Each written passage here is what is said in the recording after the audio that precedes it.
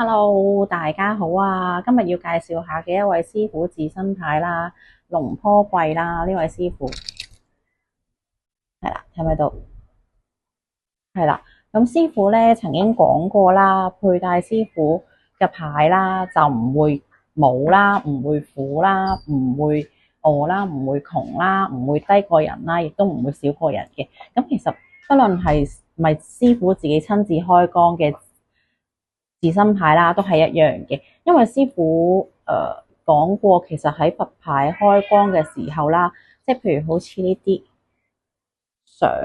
嘅牌啦，師傅其實已經禪定咗喺入邊，並且一齊開光加持嘅。咁所以其實不論係師傅開光定抑或唔係師傅親自開光嘅牌，都係有呢一個功能嘅。係啦。咁師傅其實佢個法門就有好多嘅，咁其實佢較為出名就係一啲招財啦、人緣嘅法門啦，同埋反彈嘅法門嘅。咁其實反彈嘅法門其實都有啲事蹟嘅，曾經有啲人想攞住支槍對住師傅嘅聖物啦，或者佛牌啦開槍啦，咁結果其實粒子彈係會反彈翻去嗰個人嗰個手上嘅，咁樣係啦，咁所以就其實師傅一啲避險啊各樣嘅法門都係好出名啦。咁其實都係嗰句啦，佩戴師傅嘅佛牌最緊要有善良嘅心啦，咁做翻多啲善事啦。咁其實而家師傅嘅牌都真係唔多，其實尤其是真係師傅親自開光嘅牌啦，喺泰國嗰邊都真係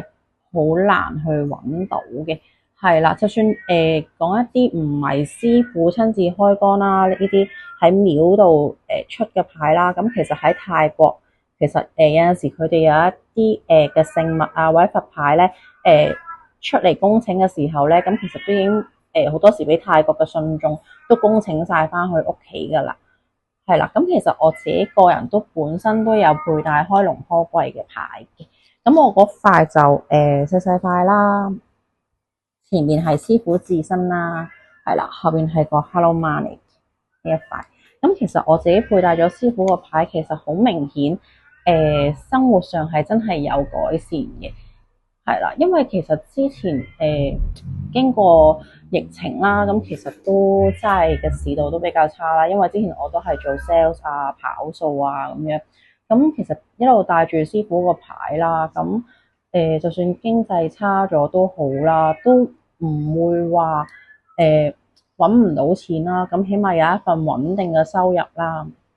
咁直至到而家轉咗工，其實就算唔係做跑數都好啦，咁起碼有一份穩定嘅工啦。因為其實有啲人都知道而家真係可能市道比較靜，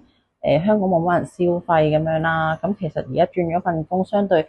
嘅人工係真係會比以前穩定嘅，起碼真係唔需要跑數啦。咁其實我男朋友自己都有佩戴師傅個牌嘅，咁其實佢戴咗師傅個牌之後咧，佢之前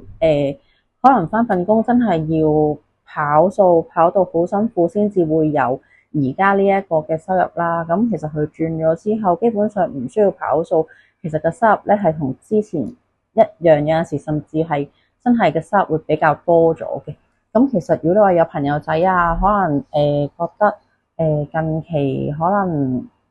財運上啊或者人緣上啊，都需要可能有呢一方面啦嘅幫，即係可能需要幫下忙啊，或者幫下手咁樣。其實師傅個牌真係可以幫到手嘅，係啦。咁其實可以真係可以試下。其實我覺得龍坡貴嘅牌真係唔差嘅，即係我自己都係一個長期佩戴啦。其實我自己戴緊嘅牌其實一條係返工戴啦，咁另外一條就出街戴。咁其實我返工都係會帶返個師傅自身喺度嘅，咁保平安嘅，係啦。咁有興趣嘅朋友仔，其實嚟緊嘅直播啦，都會有機會會做龍坡貴嘅牌嘅。咁其實除咗頭先我俾你哋睇嘅師傅照片啦嘅佛牌啦，咁其實我哋都有一啲師傅嗰啲小蠟磚佛牌嘅，係啦，